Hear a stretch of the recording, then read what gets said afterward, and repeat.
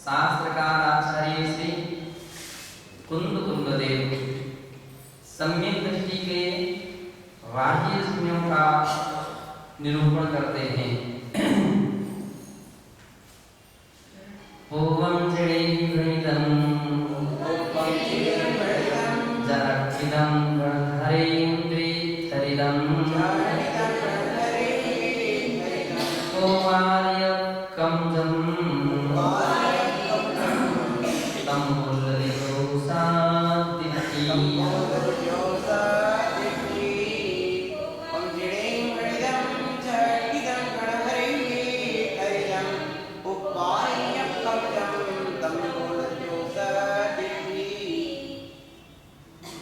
कहते हैं जहठिदम, संसार में जो पदार्थ जिस रूप में स्थित हैं उनको जिणेहि पूर्वम भृतम, पूर्व में जिनेन्द्र भगवान ने कहा है।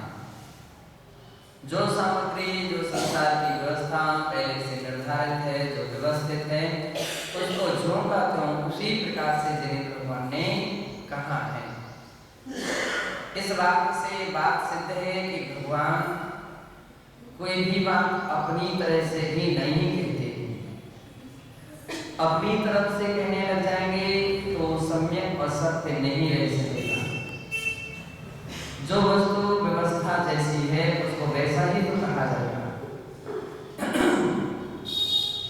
जो व्यवस्था वस्तु की, पदार्थ की जैसी है, जैसा उसका स्वभाव वैसा ही कहा जाएगा। ऐसा नहीं है कि कुछ भी अन्यथा रूप से कहा जाए। बहुत सारे लोगों का सोच रहता है, चिंतन रहता है कि अपना कुछ अलग से होना चाहिए। भाई अलग से आपका हो क्या सकता है? जो जैसी व्यवस्था वैसी तो रहेगी। ये हो सकता है कि आपकी समझाने का तरीका चेंज हो सकता है, भाषा बदल सकती है ना, लेकिन सिद्धांत तो नहीं बदला जा सकता है। सिद्धांत तो जैसा है वैसा का वैसा ही रहेगा। वस्तु का स्वभाव जैसा है वैसा ही रहेगा। अब उसको कहने का आपकी शैली बदल सकती है, तरीका बदल सकता है, भाषा चेंज हो सकती है, सिद्धांत नहीं बदला जा सकता। तो चाहे उसका व्याख्यान कोई भी करे, तीर्थंकर भी भगवान करेंगे तो जो जैसा है वैसे ही कहेंगे। इसलिए अनंत अनंत तीर्थंकरों का एक मत रहा है। वस्तु व्याख्या में अनंत अनंत तीर्थंकरों का एक ही मत रहा है। उसमें किसी के दो मत नहीं रहे। जीव का स्वरूप ज्ञान दर्शन या उपयोग में जो आदिनाथ भगवान कह रहे हो, यशनाथ कह रहे हो, शंभुनाथ कह रहे हो, वही सब तीर्थंकर महावीर भगवान तक और उनसे आज तक किया जाए उसी बात को कहेंगे।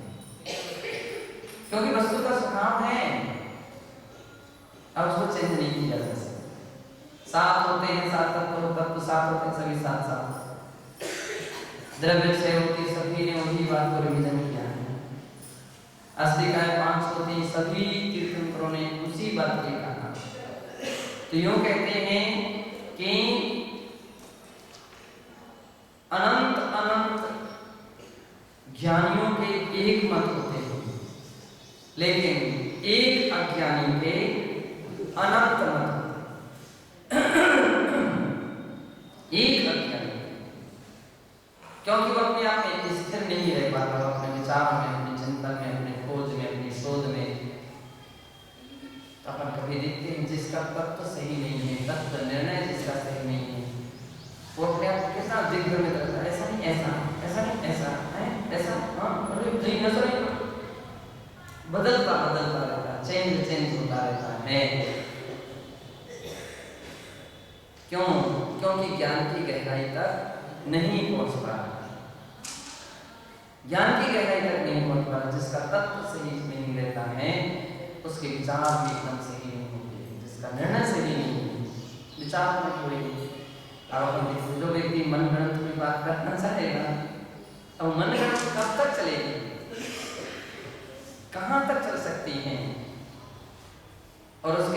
कभी भी कहीं भी सबके सामने कहीं भी पछाड़ा जा सकता है, पछाड़ा जा सकता है कि उसको पराजित किया जा सकता है।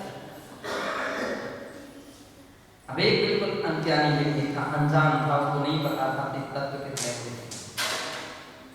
और उसने धोखे से कह दिया 7 तत्व होते हैं। आप उसको थोड़े से घुमा कर ना, क्या बोले 7 होते नहीं, फिर कितने होते?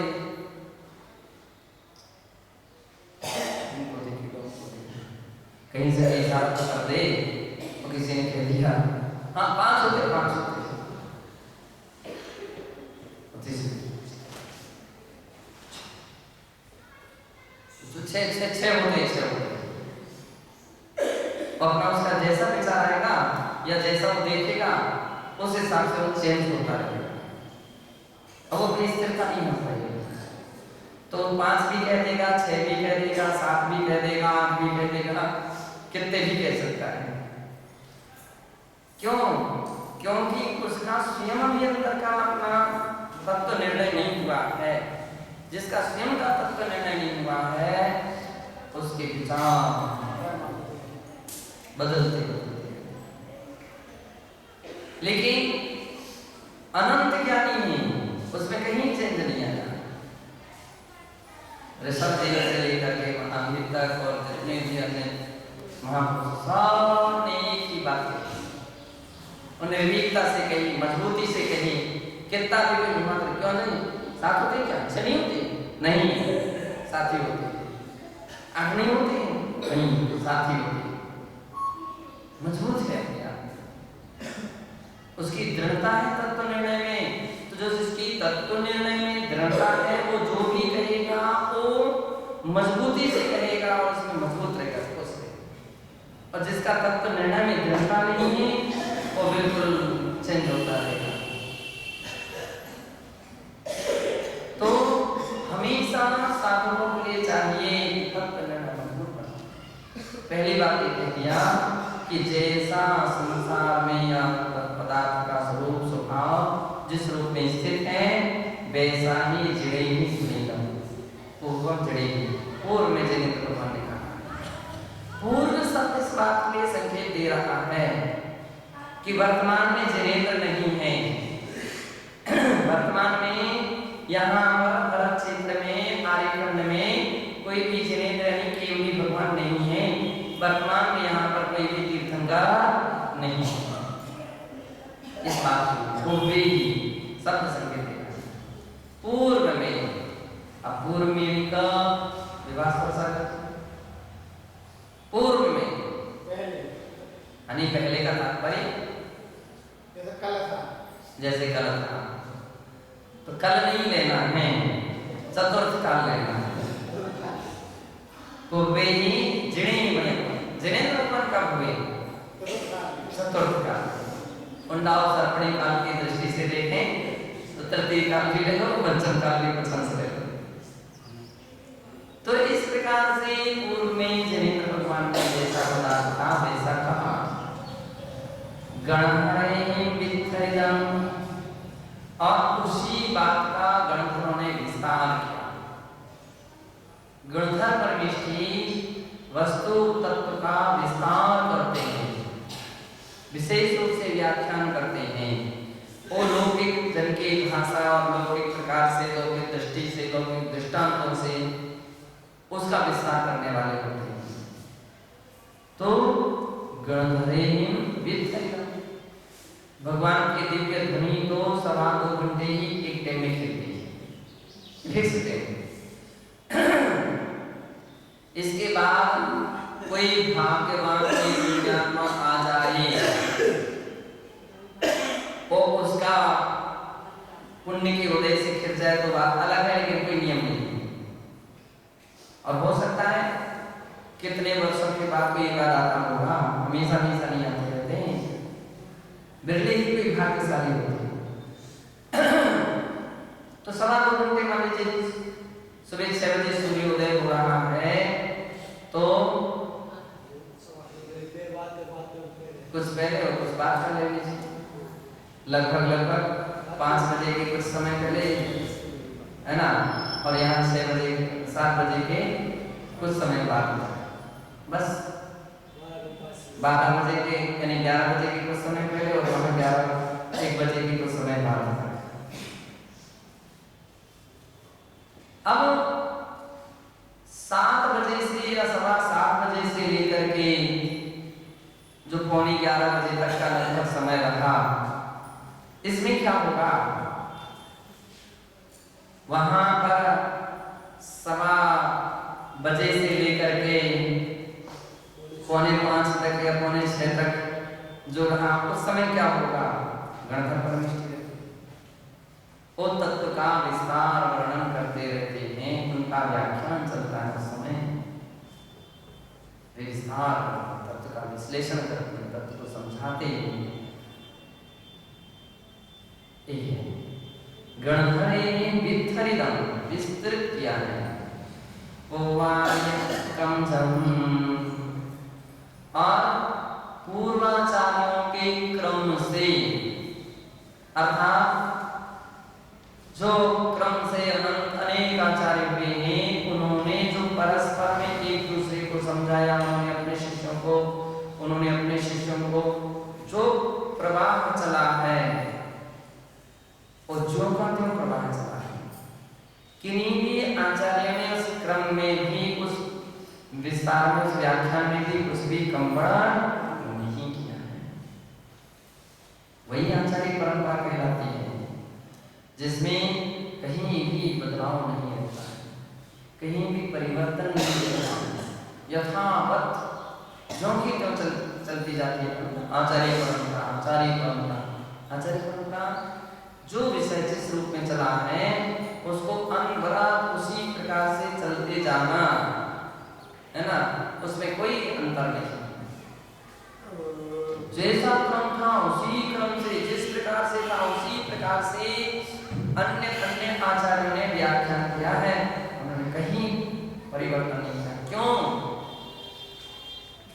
इसके पीछे कितना बड़ा सिद्धांत है कि आचार्य महाराज बहुत बड़े विद्वान होते हैं, गुरु जो होते हैं ये बहुत बड़े विद्वान होते हैं।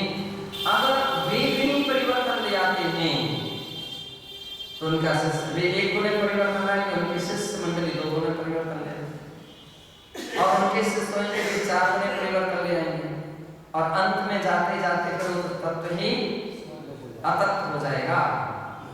तो ये हमारे यहाँ क्रम विशेषता रही है कि इतने भीरू आचार्य लोग होते थे। धवला जी में एक बहुत अच्छी बात आई कि वहाँ एक विषय के 2 व्याख्यान करता रहे, 2 आचार्यों के 2 मत मिले, तो वीरसेन महाराज ने दोनों का कथन स्वीकार कर लिया और कहा कि इसमें से तो कोई ना कोई एक ही तो प्रमाणित होगा, हाँ एक ही प्रमाणित होगा, तो हम किसको स्वीकार करें कि ये सत्य है कि ये सत्य है। आचार्य वीरसेन महाराज कह रहे हैं कि इल्लाचार्य जिह्वा न हिलज, इस विषय में तो इल्लाचार्य की जिह्वा हिल नहीं सकती है, हिल नहीं सकती। हम नहीं कह सकते कि इनका सत्य है कि इनका सत्य है। क्यों? आचार्य, और आचार्य ऐसे वैसे आचार्य नहीं है, भवभीरु आचार्य है। उसमें शब्द का प्रयोग किया है, भवभीरु आचार्य, भवभीरु आचार्य। और जो भवभीरु आचार्य होते हैं कि कभी भी जिनवाणी का, जिनागम का, आगम का, जिनेंद्र भगवान के सिद्धांत का, आचार्यों के क्रम का 1% भी उल्लंघन नहीं करते। उनको जिन्होंने स्वयं महसूस किया है कि देखो एक सत्य भी हम आगे पीछे कर लेंगे तो अनंत संसारी हो जाएंगे, हमको संसार में भटकना पड़ेगा। ऐसी जिसकी दृष्टि में आ गया, ऐसे जिनके ज्ञान में आ गया है, तो एक अक्षर संभाल करके सावधानता से कथन करते हैं, लिखते हैं, तो उनकी शिष्य मंडली में असर तो जब करना पड़ेगा। उनके जो शिष्य होंगे, अरे हमारे आचार्य से इतने तत्व के निर्णय में या किसी विषय में व्याख्यान में इतने सावधान रहते थे, हमको भी बहुत सावधान रहना। अपन को कहीं से कोई मिस्टेक, हम भी संसार में नहीं भटकना चाहते हैं, हम भी संसार में नहीं घूमना चाहते हैं, कहीं गलत हो जाए तो अपन को संसार में रखना पड़ेगा, हम कैसा नहीं करना। अब उनके जो शिष्य होंगे वही उनके ऊपर भी संस्कार पड़ेंगे। वो संस्कार पढ़ते पढ़ते परिणाम ये निकलेगा भवदेवाचार्य की परंपरा रहेगी, वो कहीं भी तत्व के अंदर में बदलाव परिवर्तन नहीं कर पाएंगे। जो का त्यों जैसा उन्होंने कहा वैसा का वैसा, जो का त्यों करते जाएंगे, वैसा का वैसा ही करते जाएंगे।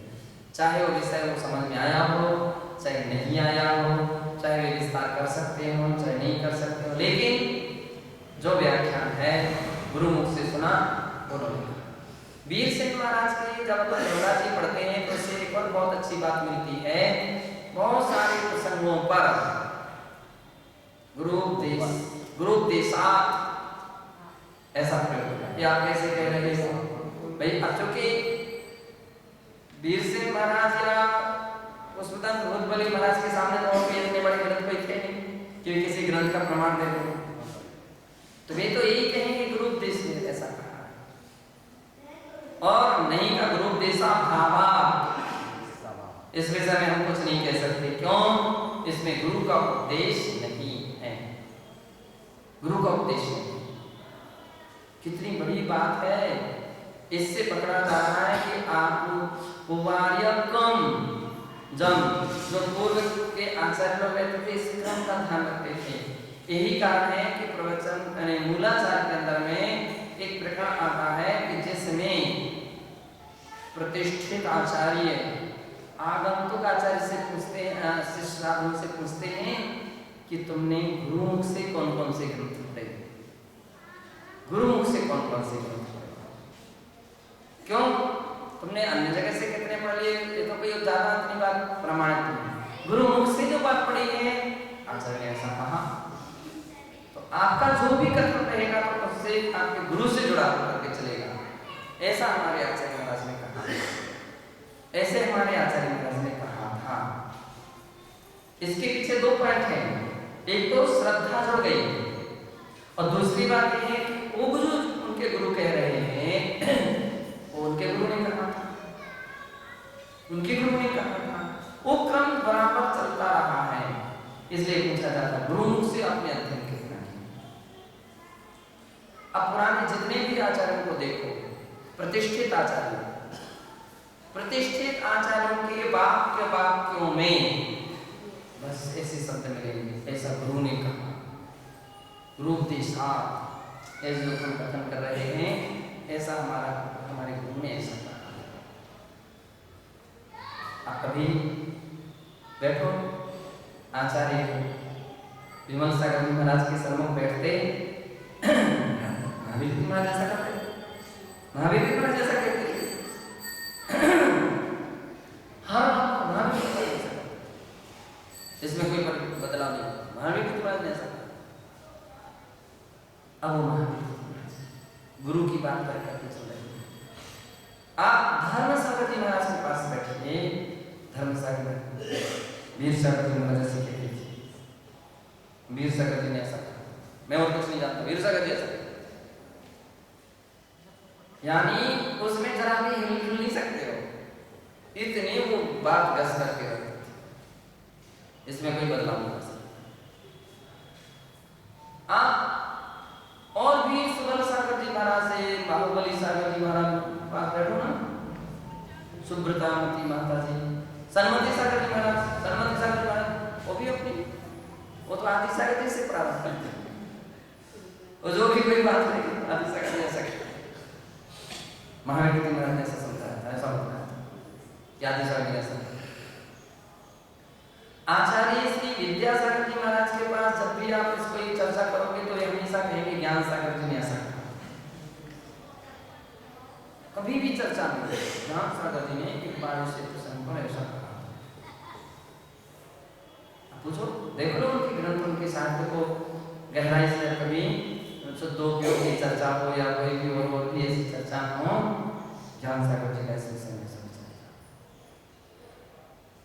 ज्ञान सागर जी को लेकर के चले।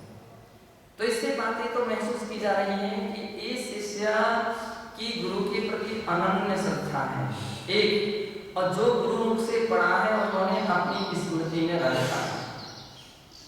और जो रखा है, अब कालांतर में मान लीजिए उनके गुरु तो गए, अब उनके गुरु की समाधि हो गई, अब वो नहीं है, लेकिन उनकी बात तो सुरक्षित रखी गई। ये प्रामाणिक, ये सबसे बड़ी महत्वपूर्ण है। भगवान महावीर स्वामी नहीं है, लेकिन महावीर की वाणी को तो आचार्य ने सुरक्षित रखा है और यथावत रखा है, जैसा था वैसा ही रखा, उसमें कोई भी काट छाट नहीं की है। तीसरी बात यह है कि उस शिष्य ने गुरु से कुछ सीखा है कि नहीं सीखा। जब कभी शोध प्रबंध वगैरह लिखे जाते हैं ना, तो किसी के कितने भी प्रवचन सुने जाते हैं, अब उसमें ये निकला जाएगा कि उन्होंने अपने गुरु की बात कितने तरह प्रकट की, क्या सीखा है उन्होंने कुछ कि नहीं सीखा, इनके गुरु ने इनको कुछ समझाया है कि नहीं समझाया है, पढ़ाया है कि नहीं पढ़ाया है। अब इसके ऊपर शोध नहीं खोज। कल्पना करो एक गुरु के 5 शिष्य थे, उन शिष्यों ने कहा कि हमको एक ग्रंथ पढ़ाया, उनके शिष्य, दूसरे शिष्य ने कहा हमको एक ग्रंथ पढ़ाया, उन शिष्य ने कहा हमको एक ग्रंथ पढ़ाया, और एक कह रहा है कोई कुछ भी बात नहीं कर रहा है। तो इसका मतलब ये निर्णय किया जाएगा पढ़ाया तो था लेकिन इन्होंने नहीं। अभी निर्णय निकाला, उसका निष्कर्ष निकाला जाएगा कि पढ़ाया गया, क्योंकि 4 जने बता रहे हैं ना, हमारे गुरु ने विषय ऐसा पढ़ाया, हमारे गुरु ने विषय ऐसा पढ़ाया था, एक क्लास बड़ी चली थी, एक क्लास में समझा था, एक ने कुछ नहीं करना। तो इसका तात्पर्य हो गया कि पढ़ाया तो गया था लेकिन इन्होंने नहीं पढ़ा। अब बिना उसके अभी कैसे कह रहे हैं, क्या इनके पास प्रमाणित है? अब उसकी बात इतनी जल्दी प्रमाणित नहीं की जा सकेगी, उसको मान्यता नहीं दी जा सकेगी, कितनी भी अच्छी से अच्छी बात कहे। न्याय की भाषा एक ऐसा करता है, न्याय क्या करता है, कसौटी पर वस्तु को कसता है, वही कसौटियां, इनसे व्यक्ति की बात को कसा जाता है। क्षमा सागर जी ने एक बार कोई प्रश्न हमसे पूछा, तो मैंने कहा हमारे आचार्य महाराज की ऐसी पद्धति आज्ञा है, बोले बस इतने तो हमको चाहिए था, हमको इतना ही प्रमाण चाहिए था। बोले आचार्य ने कहा है, आचार्य ने आगम बात है, आचार्य आगम को छोड़ करके नहीं चलते। तो जब भी कोई भी व्याख्यान अपन कहीं देखें, किसी के व्याख्यान पढ़ें, तो उसमें एक प्रकरण जरूर आना चाहिए, कोई ना कोई एक पंक्ति, कोई ना एक लाइन, कहीं ना कहीं हमके 1 घंटे में एक बार तो एक शब्द आ जाए कि गुरु ने ऐसा कहा था, हमने ऐसा पढ़ा था, हमने ऐसा सीखा था, आदि आदि। बहुत बड़ा मतलब आज तो मन नहीं महसूस हो रहा है, लेकिन जब रिसर्च जो किए जाते हैं ना, रिसर्च काफी वर्षों के बाद, हजारों वर्ष के बाद भी कोई आपके ऊपर रिसर्च कर सकता है, और रिसर्च के तरीके अलग अलग हो सकते हैं, उस समय पता नहीं किस तरह से शोध खोज प्रारंभ हो जाए। तो इन बातों को अपन को ध्यान में रखना चाहिए। तो आचार्य श्री कुंद महाराज की दृष्टि में उन्होंने कहा कि जो जिनेंद्र भगवान ने कहा उसका ही विस्तार गणधर परमेष्ठी ने कहा किया, और जो गणधर परमेष्ठियों ने जिसका विस्तार किया उसी बात के लिए पूर्व आचार्यों में परस्पर क्रम से कहते रहे। क्रम से कहने का तात्पर्य उनके बाद उन्होंने, उनके बाद उन्होंने, उनके बाद उन्होंने, एक क्रम परंपरा टूटी नहीं है। इसलिए कभी ऐसा नहीं कहना चाहिए कि यहाँ पर अपने यहाँ से विच्छेद हो गया है। कितने बार ऐसे लोग कहते हैं कि भक्ति और श्रद्धा के वशीभूत होकर के कहीं की कहीं बात सिद्ध कर देते हैं जो बिल्कुल बाधित होती है। शांति सागर जी महाराज के पहले कोई साधु नहीं थे, इसका मतलब क्या कहना चाहते हैं? साधु परंपरा का लोप हो गया था। तो ये आप कह रहे हो, आप तो ये कहना है कि नहीं, पंचम काल के अंत तक अखंड परंपरा चलती रही, ऐसा आगम कह रहा है। इस परंपरा का कभी लोप नहीं हो सकता है। ये हो सकता है कि कहीं कम हो, कहीं अधिक हो, ये हो सकता है। ये हो सकता है कि उत्तर भारत में उसका लोप हो गया हो लेकिन दक्षिण भारत में जीवित थी। ये हो सकता है कि बहुत कम संख्या में थे, 2-4 की संख्या में होंगे, कुछ भी ऐसा माना जा सकता है, लेकिन अभाव नहीं माना जा सकता। अभाव मानने का अर्थ है कि आचार्य परंपरा टूट चुकी है, समाप्त हो चुकी है, समाप्त नहीं हुई। साधुओं की परंपरा अनवरत गंगा प्रवाह की तरह चलती रहेगी। कब तक चलती रहेगी? पंचम काल के अंत तक चलती रहेगी, कभी उसका अभाव नहीं होता, एकदम नष्ट नहीं हो सकता। कितना भी आप कहो, मान सकते हो सकता है कि कहीं निर्दोष परंपरा रही हो गई, अतिचार लगे होंगे उनके अंदर में, उनकी चर्या में, हो सकता है कुछ भी परिस्थिति वसात उनके प्रसंग आए हो, लेकिन परंपरा नहीं टूटी, परंपरा जो कि क्यों चलती रही। ये शब्द आचार्य विराज के संकेत है। पूर्वाचारी का क्रम अनवरत चल रहा है। तम बोलते जो हो सकते थे, और ऐसे पूर्वाचार्यों के क्रम से चले आए तत्व को जो बोलता है वो सभी अपनी तरफ से नहीं बोलते। मैंने ऐसा जाना, मैंने ऐसा समझा, मैंने ऐसा कहा, आपकी स्वतंत्र विद्या है। आप तो ऐसे सिद्ध कर देते हैं कुछ लोग को, बस मेरी बात के लिए। कितनी बड़ी धोखा हो रहा है। आचार्यों के वाक्य का तो नाम ही नहीं है कि वाक्य कुंद आचार्य का है, कि वाक्य अमुक आचार्य का है, कि अमुक नहीं। ये तो आचार्य के साथ भी बड़ा धोखा हो रहा है। आप लिखो ना, स्पष्ट कर दो ना कि भाई ऐसा समय साथ में कुंद आचार्य है, वो बात को सही स्पष्ट कर दो, क्या परेशानी है। आचार्यों के वाक्य जो है उसको ही हमको बोलना चाहिए। इसलिए साधुओं ने कहा कि आगम चक्षु साधुजन तो आगम चक्षु होते, उनके हर वचन में आगम ही बरसता है। आगम की बात कहते हैं, बाकी समय में मौन रहते हैं।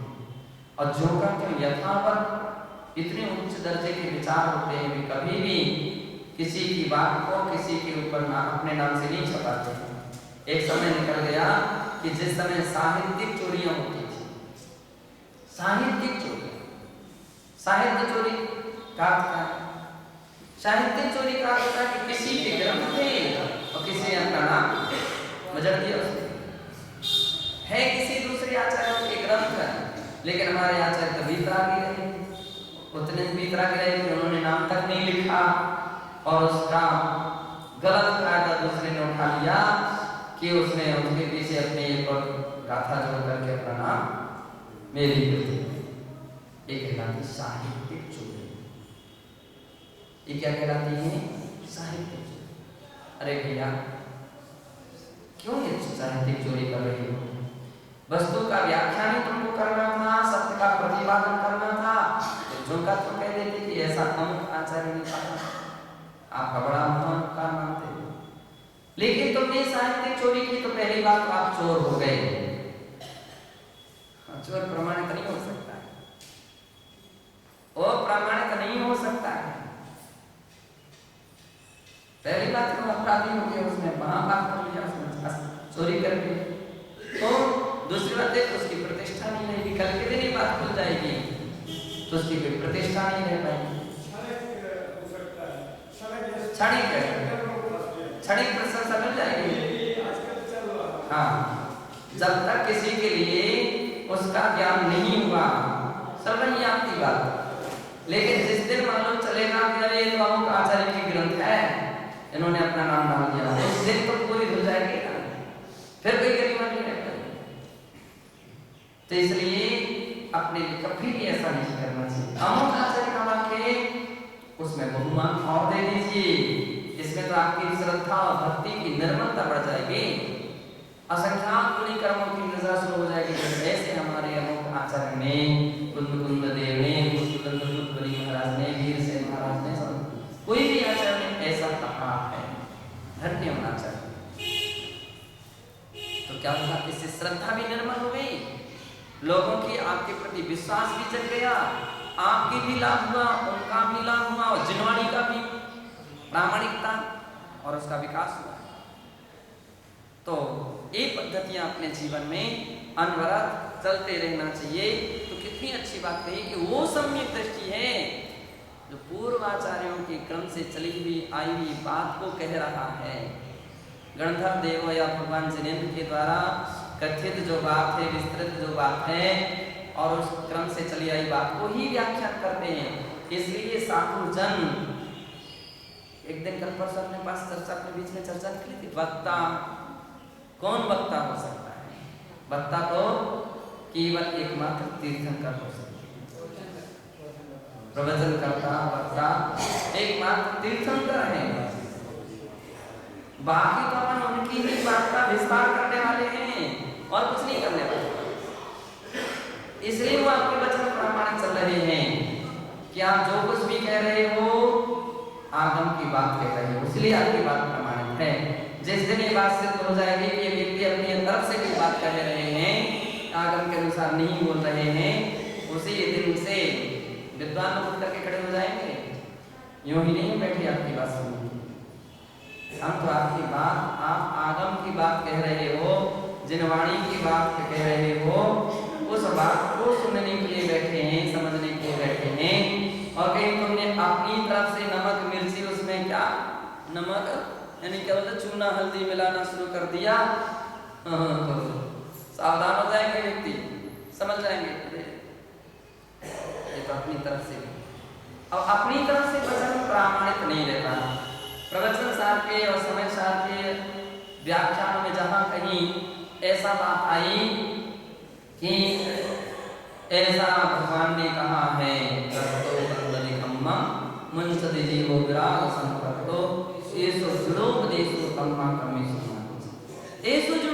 इसकी व्याख्या देखो ना। इसकी व्याख्या में टीकाकार लिखते हैं कि आचार्य श्री अपने आप के लिए निरहंकार भावना को प्रकट करते हैं कि मैं नहीं कह रहा हूं, जिनेंद्र भगवान ने कहा। निरंकारता का संकेत दे रहे हैं कि निरंकार मेरे कोई इसमें कोई मेरे अपनी तरफ से नहीं, भगवान ने कहा। और जब कोई बात ये कि भगवान ने कही तो उसके लिए हर व्यक्ति बड़ी श्रद्धा से स्वीकार करता है, बड़ी श्रद्धा से भक्ति से उसको प्रमाण मानने में, उसको स्वीकार करने में सहज तैयार हो जाता है। इस प्रकार से जो भगवान ने कहा है उसको ही जो कहता है सम्यक दृष्टि। दुनिया भर के लोग यहाँ वहाँ के दृष्टांत देते हैं, आप देखो किसी की व्याख्यान, जबकि कितने सारे दृष्टांत हैं। आप अपने आगम को कभी सामने ला रहे हो क्या? आप जिन रोज स्वाध्याय करने वाले, रोज जिनवाणी पढ़ने वाले, आपके लिए दूसरा कोई काम नहीं। वर्तमान योग के अंदर इतने दृष्टांत भरे हुए, इतने दृष्टांत भरे हुए हैं, लेकिन व्यक्ति पढ़ता ही नहीं है तो वर्तमान योग के दृष्टांत दे भी नहीं पाता। सही आज की स्थिति है, वर्तमान योग को अच्छी तरह से पढ़ नहीं पा रहा है या उसका सेटिंग नहीं कर पा रहा, उस दृष्टांत को समझा नहीं पा रहा है, इसलिए अब उसको मैटर बाहर से खोजता है और उसको इसी में बहादुरी लगती है कि अमुक राइटर ने ऐसा कहा और अमुक प्रोफेसर ने और अमुक वैज्ञानिकों ने ऐसा, उसी में उसको खुशी है। अरे ये बात उस वहां कहो जहां उस प्रकार के लोग हों। आप अपनी बात को, अपने आगम को, अपनी जिनवाणी को भी तो महत्व बनाओ और अपने लोगों को समझाओ, उनके गले में वो जिनवाणी भर जाए कि पद्म पुराण में ऐसा कहा है। और लोगों को पद्म पुराण बिल्कुल हरिवंश पुराण में, मूलाचार में, ब्रह्मश्रावाचार में, आदि आदि ग्रंथों में ऐसा कहा, ऐसा कहा, ऐसा कहा, तो उसके लिए बड़ी श्रद्धा जग जाएगी और सम्यक की अभिमुखता है, सम्यक अभिमुख क्रिया हो गई है, उसकी जिनवाणी के प्रति श्रद्धा बढ़ जाएगी। और आप कहते हो अमुक वैज्ञानिक ने ऐसा कहा, अमुक डॉक्टर ने ऐसा कहा, प्रोफेसर ने ऐसा कहा, इसका मतलब तो उसकी श्रद्धा पर ले जाना चाहिए। अरे हमारे आचार्य की श्रद्धा पर लाओ, हमारे शास्त्रों की श्रद्धा पर दुनिया को लाना चाहिए और उनके सामने ये अपनी बात पहुंचे कि उनको भी विवश होना पड़े कि अरे आपने ये सुना, दूसरा व्यक्ति सुने और कहे कि अरे आपके शास्त्रों में ऐसी बात है, तो अपने अंदर में अवधारणा सी ही चिंतन क्रमांक एक ऐसा बनाना चाहिए कि हम इसमें अपनी विशेषता लाएं, कि हम अपने आगम को, अपने आचार्यों को, अपनी जिनेंद्र भगवान की वाणी को, उसको जनमानस के हृदय में इतना उतार दीजिए कि उसके अंदर गूंजने लग जाए और श्रद्धा उमड़ने लग जाए, है ना। कितनी अच्छी बात है। जो बोल लदी सो तम बोल लदी जो सत्य, उस बात के लिए जो व्यक्ति कह रहा है वो सम्यक दृष्टि। कौन है? सम्यक दृष्टि। इस सम्यक दृष्टि का यूं कहें एक प्रकार से लक्षण ही कह दिया आचार्य महाराज ने इस रूप में, उसका स्वरूप ही कह दिया, उसकी पहचान बता दी कि ऐसा सम्यक दृष्टि जीव हुआ करता है। रत्नत्रय वर्णनी टीका। जो सत्य सो पूर्वम जम जणे मणिदम गणधरे जरठिदम वित्थलिदम पोवार्यकम जम दम उल्लदी इत्यान्वयोर्बोधम। जो सम्यक दृष्टि पूर्व में जणे मणिदम, जिनेंद्र भगवान ने कहा है, गणधरे जरठिदम वित्थलिदम, और जैसी वस्तु है उसको वैसा का वैसा ही ग्रंथों ने विस्तृत किया है। पूर्वाचार के क्रम से जो उत्पन्न हुआ है, तम बोलती, उसको ही जो बोलता है सम्यक दृष्टि है, ऐसा इसका अर्थ होगा। संयम चरण से दो भेदौ, संयम चरण के, संयमाचरण के दो भेद हैं, इसको सुधार किया जा सकता है। संयमाचरण और अलग अलग कर दें तो कोई दिक्कत नहीं। संयम चरण के दो भेद हैं, सागा धर्मः अनगार धर्मश्च। सागा धर्म और अनगार धर्म, सागा अथवा अनगार, उभो धर्मो सम्यक चरण सहितो एव सार्थकतां वहता नान्यथा। ये दोनों कौन कौन से? सागार और अनगार, ये दोनों धर्म सम्यक्ताचरण सहिताओ एव, यदि सम्यक्ताचरण से सहित हैं तब ही सार्थकतां वहति, तब ही वे सार्थकता को धारण कर सकते हैं, बिना इसके सार्थक नहीं है। यानी इसका मतलब ये है कि सम्यक दर्शन से या सम्यक दर्शनाचरण रूप से जो श्रावक धर्म है, सम्यक्ताचरण से सहित मुनि धर्म है, तो ही सार्थक है। अब आज की स्थिति हो रही है, उस संयम की तो बड़ी चर्चा की जा रही है, चर्या की, चारित्र की, तप की बड़ी चर्चा की जाती है, त्याग की बड़ी चर्चा की जाती है, लेकिन सम्यक्ताचरण चारित्र को छोड़ दिया जाता है, जबकि मूल में महत्वपूर्ण पहले सम्यक्ताचरण चारित्र। और सम्यक्ताचरण चारित्र क्या है? 8 प्रकार, अभी आपने माना है 8 प्रकार के जो अंग हैं सम्यक दर्शन के, 8 प्रकार के जो अंग हैं, निशंकित, निकांचित, निर्विशेष, सामोदृष्टि, स्थितिकरण, कुतूहल, वात्सल्य और ये सम्यक दर्शन के 8 अंग, सम्यक दर्शन के 8 अंग रूप जो आचरण है वो सम्यक्ताचरण चारित्र कहा जाता है। जिसका सम्यक्ताचरण चारित्र है उसमें ही संयमाचरण संभव है, और जिसका सम्यक्ताचरण चारित्र स्वयं सम्यक दर्शन के 8 अंगों का पालन नहीं कर रहा, अब उसके पास क्या संयमाचरण हो सकता है? क्या पहली ही सीढ़ी जिसने निर्माण नहीं की है तो उसकी दूसरी तीसरी सीढ़ी संभव हो सकती है क्या? कभी नहीं हो सकती। तो ये गलत भ्रम भ्रांतियां बैठी हुई है लोगों में कि उसको तो देखता नहीं है और तब त्याग चारित्र की बात करता है। पहले आप ये भी तो देखो कि आप लोगों का किस प्रकार से पालन हो रहा है, कर रहे हैं, नहीं कर रहे, अरे कुछ प्रतिशत तो हो, कुछ ना कुछ प्रतिशत होना चाहिए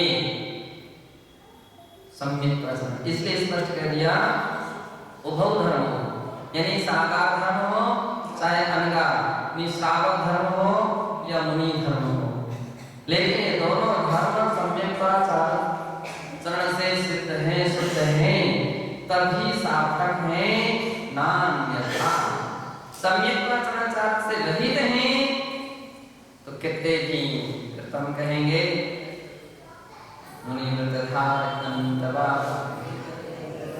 आप सुनाते जाओ, अथवा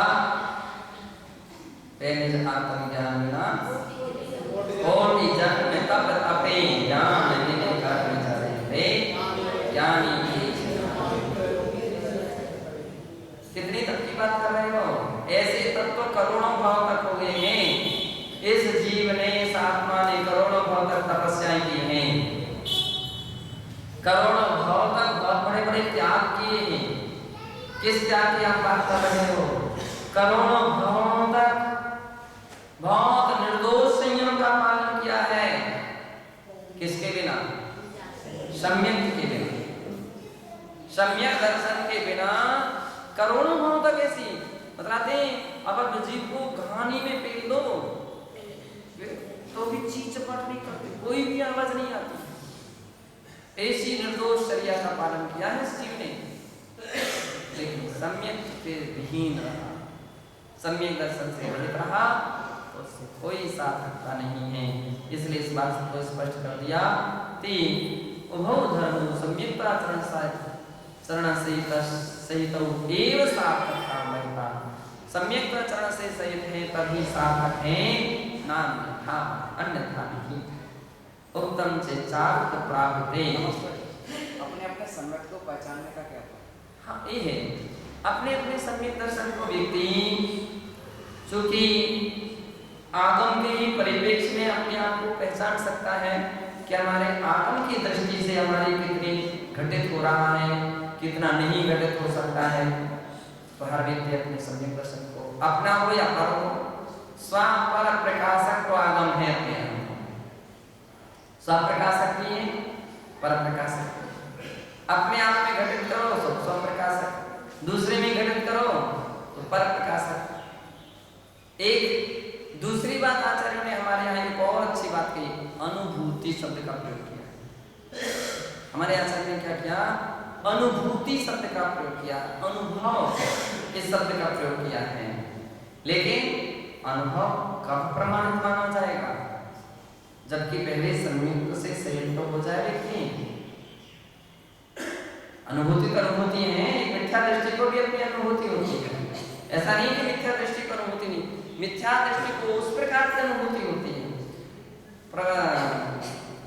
परमात्मा प्रकाश के अंदर में जहाँ स्वानुभूति की बात आई तो वहाँ पर आचार्य महाराज ने कहा कि अनुभूति एक प्रकार की थोड़ी, बहुत प्रकार की। विषय कसाय जन्य अनुभूति तो जगत प्रसिद्धम, जगत प्रसिद्ध। कोई व्यक्ति शक्कर खाता है तो हर व्यक्ति को उसका अनुभव करने की है, वो भी तो उसकी अनुभूति है। मिर्ची खाता है तो चिरबरी है, ये उसकी अनुभूति है। लेकिन कौन सी अनुभूति प्रामाणिक है, कौन सी प्रामाणिक नहीं है, इसका निर्णय तो आत्मा ही करेगा। या सर्वज्ञ भगवान करेंगे, केवली भगवान करेंगे। अब मिथ्या दृष्टि जीव को देखो, जैसे अब हम उसके बाद बता रहे ना, समय सार में आचार्य श्री ने इस बात को लिए कहा कि जो मैं कह रहा हूँ